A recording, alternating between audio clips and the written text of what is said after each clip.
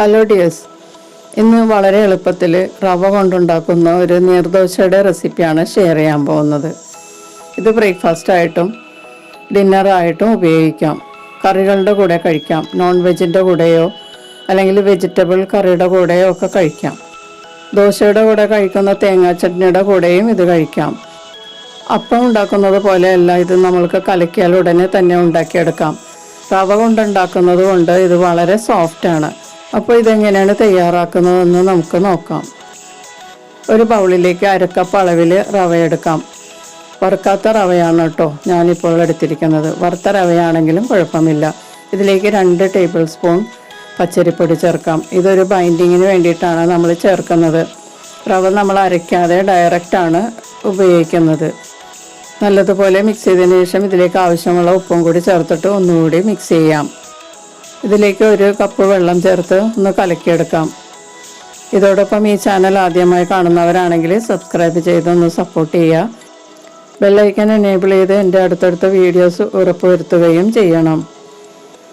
നന്നായിട്ട് കലക്കിയെടുത്തതിന് ശേഷം ഇത് 10 മിനിറ്റ് മൂടി വെച്ച് റെസ്റ്റ് ചെയ്യാൻ വയ്ക്കാം. അപ്പോൾ പൊടിയും റവയും ഒക്കെ ഒന്ന് നല്ലതുപോലെ കുതിർന്ന് കിട്ടും. 10 മിനിറ്റിന് ശേഷം മൂടി തുറന്നൊന്ന് നമുക്ക് മിക്സ് ചെയ്ത് കൊടുക്കാം. ഇപ്പോൾ റവയൊക്കെ നല്ലതുപോലെ കുതിർന്നിട്ടുണ്ട്.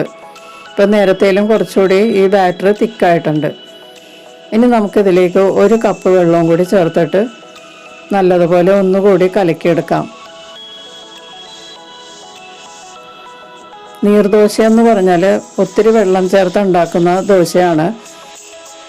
അപ്പോൾ സാധാരണ ഉണ്ടാക്കുന്ന ദോശയിലും കൂടുതൽ വെള്ളം നമ്മൾക്ക് ഇതിലേക്ക് ചേർക്കേണ്ടി വരും. ഇതുപോലെ നല്ല ലൂസായിട്ടിരിക്കുന്ന പാകത്തിലായിരിക്കണം നമ്മൾ കലക്കിയെടുക്കേണ്ടത്. ഇപ്പോൾ നീർദോശയുടെ ബാറ്റർ റെഡി ആയിട്ടുണ്ട്. നല്ല ലൂസാക്കിയാണ് കലക്കിയെടുത്തിരിക്കുന്നത്. ഇനി നമുക്ക് ദോശ തവ നല്ലതുപോലെ ചൂടാക്കിയെടുക്കാം.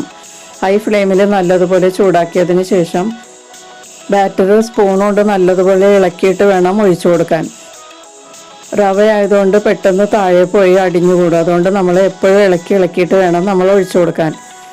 നല്ല ഹൈ ഹീറ്റിൽ തന്നെ ഇതുപോലെ ഒഴിച്ചു കൊടുത്തതിന് ശേഷം 2 മിനിറ്റ് ഹൈ ഹീറ്റിൽ തന്നെ വയ്ക്കുക. അതിനുശേഷം ലോ ഹീറ്റിലോട്ട് മാറ്റിയിട്ട് ഇത് നല്ലതുപോലെ വേകുന്നത് വരെ വെയിറ്റ് ചെയ്യാം. നല്ലതുപോലെ കുക്കാവുമ്പോഴേക്കും ഇത് പാനിൽ നിന്ന് വിട്ട് കിട്ടും. ആ സമയമാവുന്നത് വരെ നമ്മൾ ലോ ഫ്ലെയിമിൽ വേവിക്കുക. അതിനുശേഷം ഇതുപോലെ മടക്കിയെടുക്കുക. 4 ഫോൾഡ് ചെയ്ത് നമുക്ക് പാത്രത്തിലേക്ക് മാറ്റാം. റവ നീർദോശ കുക്കായി കഴിയുമ്പോൾ ഈ ലൈറ്റ് ഷെയ്ഡായിരിക്കും. പച്ചരി കൊണ്ടുണ്ടാക്കുകയാണെങ്കിൽ നല്ല വെളുത്തിരിക്കും. ഇത് ഏകദേശം 6-7 മിനിറ്റ് സമയമെടുക്കും കുക്കാകാൻ. ഇനി നമുക്ക് ഇതുപോലെ ബാക്കിയുള്ള എല്ലാം റെഡിയാക്കി എടുക്കാം. അപ്പോൾ ഞാനതെല്ലാം റെഡിയാക്കി എടുത്തിട്ടുണ്ട്. വളരെ സോഫ്റ്റായിട്ടുള്ള നീർദോശയാണ്. അരി കൊണ്ടുണ്ടാക്കുകയാണെങ്കിൽ കുറച്ചുകൂടി ഇത് റഫായിരിക്കും. ഇത് വളരെ സോഫ്റ്റാണ്.